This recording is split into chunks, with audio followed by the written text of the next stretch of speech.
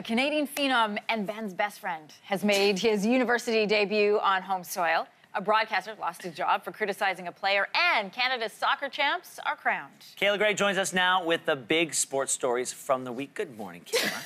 Ben's best friend. Yeah. RJ buddy. Barrett. Listen, he dressed him for prom. Like, they're like this now. We're pretty tight. All in his glory last night because the clinic that Duke put on Ryerson, oh my goodness, what great basketball we saw. It was great, but there's so many fantastic stories. RJ performed great, but he wasn't the only... I feel like he was showing off for the home crowd a little bit. Which is okay. Yes. But he wasn't the only story of the night.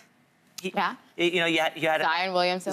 Great. Tell us what your takeaway was. Oh my God! So I mean, for this group, and if you are coming up and you need to pick an NCAA squad for this NCAA tournament that's coming up and season, this is must-watch basketball. I mean, I have not seen Coach K look as carefree as I have in his entire career. Has 5 NCAA victories under his belt. Let's just guarantee him that 6th one right now because he is too blessed to be stressed with this type of roster that he's rolling out this season.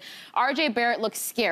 I'm sure that this is just going to be a one and done for him, as it should. He's not only NCAA ready, he's NBA ready, and it's crazy just how quickly developed he is. His coach said, hey, look, we didn't have to do too much in terms of developing and getting him as a ready progress onto the court. He just showed up and was amazing. So to have him, and then that two-way tandem with him and Zion Williamson, the chemistry that they both have.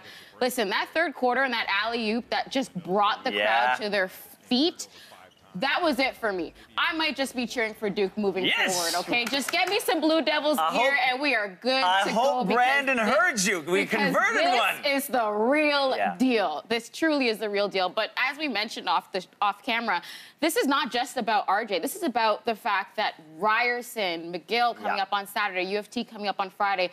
All eyes, ESPN eyes, that viewership is on that type of roster, and the exposure for the Canadian kids coming up, this is amazing. And we do have to move on, but I do want to say, because we were talking a lot about Duke, there were some players on that Ryerson team who played so well, and I'm sure there are a lot of people in the United States who are watching saying, wow, after the first quarter, they were going toe-to-toe with Duke and holding their own. Shout out to the point guard and the center. Both of them played fantastic basketball yesterday.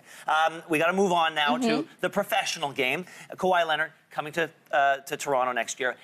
He'll be a free agent at the end of the year. A lot of people at this point are saying he's going to sign somewhere else. And then the Clippers feel that they have such a shot that they fired their analyst for criticizing him? Oh, yes. I mean, let's just call it what it is. This Kawhi Leonard story rocked the whole NBA and the association. Everybody has had an opinion. The latest to have this opinion, Bruce Bowen, who, let's just add some context here, spent years with the Spurs organization, won 3 titles with them, has his jersey lifted up in their rafters. So I guess it's a huge problem when he's just saying what everybody else was thinking. He said, you know what? Look, let's talk about the injury. We felt as though he was making kind of a bit of excuses for the money that he's making. The Spurs did take a little bit more time to get him back on the court. You only saw him for 9 seasons, but that's just what it is. He was sort of calling out Kawhi Leonard. The Clippers did the laziest move ever in terms of trying to get someone to come to your team once the year's done in Toronto, and that's fire this person as a broadcaster. Now, I don't know if that's what you should be doing, what kind of message that sends, because suppose Kawhi decides, you know what, I like the CN Tower. I want to stay in Toronto. You've lost a great broadcaster. Wow. All right, let's stay with Toronto for just a second. Toronto FC headed back to the CONCACAF Championship. They defeated Vancouver last night. What was your takeaway? What did you see on the field? I mean, this is something when you have all your best players on the field and they're doing what they're supposed to, this is when great things can happen. And I think for TFC fans, Reds Nation, this was a great sort of smiling moment. But then you got to go back to the MLS season. And TFC not doing so hot, but night and day in terms of what they were last season, especially now. But good win for them. Good to have you here. Thanks, Kayla. Thanks for having me. All right.